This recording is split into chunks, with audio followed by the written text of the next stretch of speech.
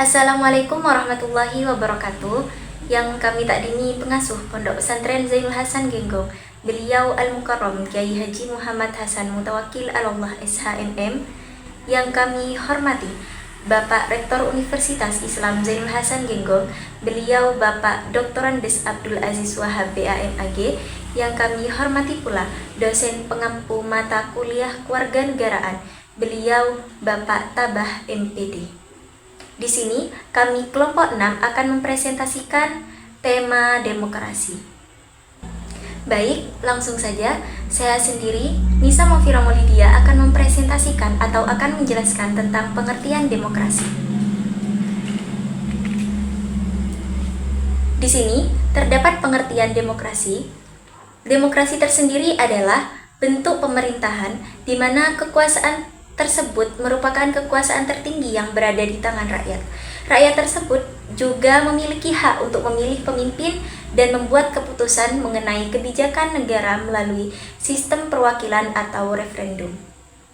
Referendum tersebut bisa dikatakan suatu proses pengambilan keputusan langsung oleh rakyat melalui pemungutan suara untuk menentukan pendapat mereka tentang suatu isu atau proposal tertentu.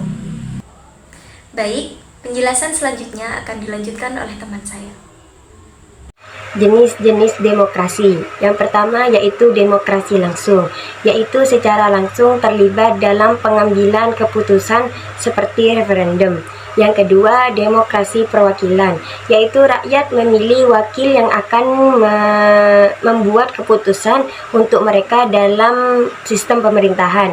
Yang ketiga, demokrasi liberal, menekankan pada hak individu, kebebasan dan perlindungan hak asasi manusia. Yang terakhir yaitu demokrasi sosial, lebih menekankan pemerataan, kesejahteraan sosial dan ekonomi serta keadilan sosial. Demokrasi Pancasila dan demokrasi lain. Demokrasi Pancasila adalah sistem pemerintahan yang berlandaskan pada nilai-nilai yang terkandung dalam Pancasila sebagai dasar negara. Yang pertama yaitu demokrasi Pancasila versus dengan demokrasi liberal, yaitu pendekatan dan juga penghormatan terhadap keberagaman. Yang kedua, demokrasi Pancasila versus dengan demokrasi sosial, yaitu kesejahteraan sosial dan penyelesaian masalah. Yang ketiga, demokrasi Pancasila versus dengan demokrasi parlementer, yaitu bentuk pemerintahan dan juga partisipasi rakyat.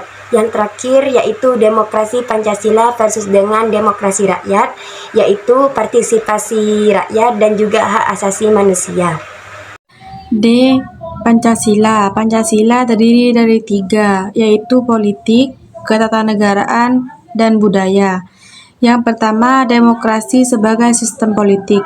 Merujuk sebagai sistem politik yang merujuk pada bentuk pemerintahan di mana keputusan politik diambil berdasarkan partisipasi aktif rakyat. Yang kedua, sebagai ketatanegaraan. Demokrasi berarti adanya struktur pemerintahan yang diorganisasi berdasarkan prinsip-prinsip demokrasi seperti pemilihan umum yang adil, supremasi hukum, dan pembatasan Yang ketiga, sebagai sistem budaya, merujuk pada pola pikir, sikap, dan perilaku yang mendorong penghargaan terhadap hak individu, kebebasan berpendapat, dan keadilan dalam kehidupan sehari-hari. Motherfucking design all right now.